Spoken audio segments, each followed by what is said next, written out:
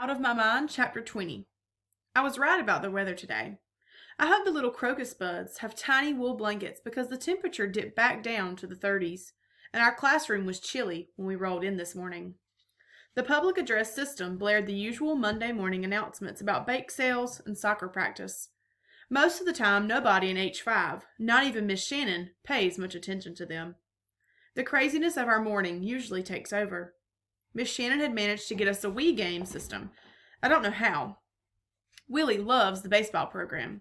I have learned to keep out of his way while he pretends to hit the ball as he watches the screen.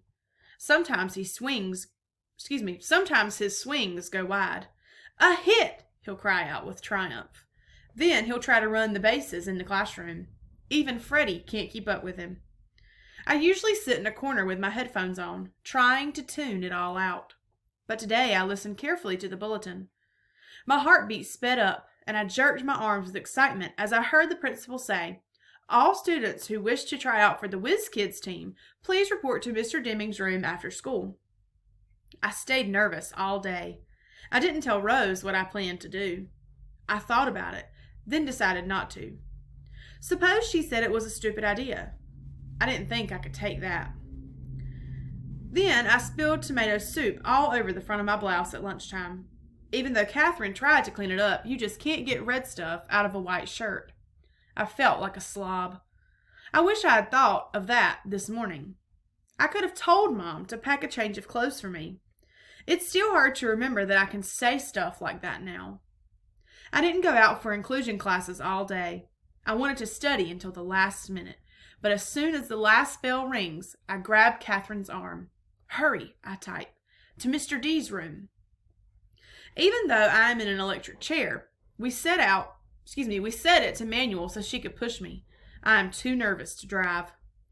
When we arrive at Mr. Deming's room, a group of kids from my history class are already there, whispering together and going over note cards. They look up in surprise when Catherine wheels me in. "Hi, Melody," Rose says. "What are you doing here?" Her voice doesn't sound as friendly as usual. "Quiz team," I type. "She can't be on the team," I hear Claire whisper to Jessica, wrinkling up her nose. "She's from the retard room." Molly thinks that's really funny. She screeches like a blue jay when she laughs. I decide to ignore them even though I feel my anger rising. I have to stay focused. Several more students file into the room from both grades 5 and 6. I don't know the 6th graders very well. They have different recess times. I wonder if they're smarter. They've had more time to learn stuff. A few kids point at me and whisper. When Mr. Deming hurries in carrying a stack of papers sealed in plastic, he scans the room to see who's there. He frowns slightly when he sees me, but he sets the test papers on his desk and greets us all. "Welcome," he says. "I'm so glad that so many of you have chosen to try out for the competition this afternoon. It's going to be challenging as well as fun. Are there any questions before we get started?" Connor, of course, raises his hand. "Yes, Connor?" Mr. Deming says with a good-natured sigh. Will we get pizza and stuff during practice like last year?" "Don't you think you need to make the team first?" his friend Rodney yells out. Rodney is right. Let's do one thing at a time. Mr. Deming lifts the stack of test papers from his desk and holds them like a treasure. I hold in my hand the official test questions from the National Whiz Kids headquarters in Washington, D.C. I'll be reading the questions to you just as it's done in real competitions, and then he stops and stares. Everyone looks around to see what has interrupted him. It's me. Mr. Deming taps the stack of papers for a moment, clears his throat, and addresses Catherine. "You know, I don't think it's appropriate for Melody to be here. This is not a recreational activity just for fun. The purpose of this meeting is to choose our official team." He isn't even speaking to me. He's looking right over my head at Catherine, as if I were invisible. Now I am really mad.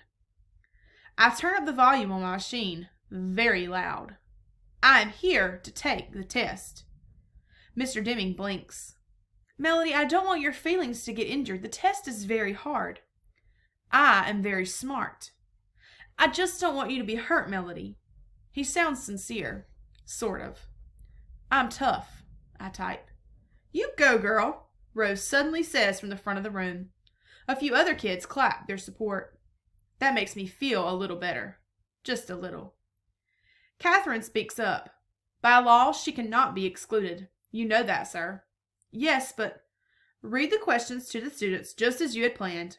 They'll write their answers on notebook paper. Melody will record her answers, then print them out for you. How do we know you won't be helping her? Claire asks. Because I won't be in the room, Catherine replies. Too bad, because you might need some help. Catherine grins at her, but Claire just looks away. I tell Catherine, go now. I almost push her away. Thank you. Your mom is coming to pick you up? Yes. Good luck, Melody. You're my champ no matter what. You got that?